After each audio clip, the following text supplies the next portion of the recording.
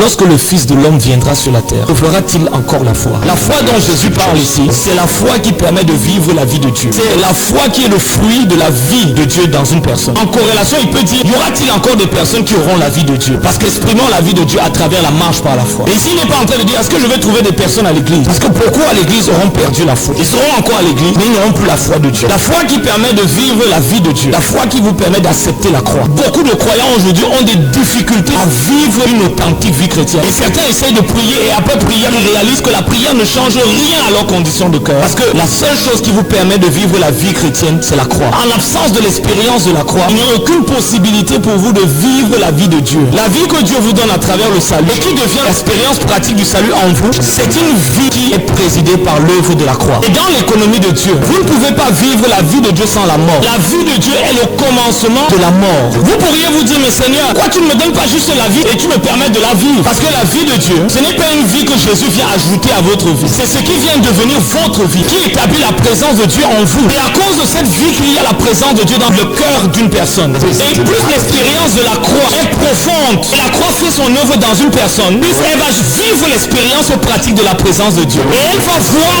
comment la vie de Dieu va affecter son caractère. Quand vous allez entendre quelqu'un dire, Seigneur, donne-moi la patience. Mais c'est parce que ces personnes ne comprennent pas comment fonctionne la vie de Dieu. Vous allez encore entendre une personne, Seigneur, délivre-moi des oppressions. C'est parce qu'ils ne réalisent pas que le salut et la vie de Dieu sont la même packaging. Ça veut dire que vous ne pouvez pas recevoir la vie de Dieu et ensuite recevoir le salut. Parce que Dieu a tant aimé le monde. Il a donné son fils parce que Jésus était l'emballage de cette vie éternelle. Alors Jésus est venu vous donner la vie éternelle. Et ceux qui reçoivent la vie éternelle vont recevoir en même temps, par la même occasion, la capacité de vivre la vie de Dieu. C'est-à-dire une vie qui est comparable ou qui est conforme au standard de Dieu. Lorsqu'on dit aujourd'hui présence de Dieu est absente dans l'église, on ne fait pas ce lien avec les dons spirituels. Le lien dont on est en train de parler, c'est la vie de Jésus.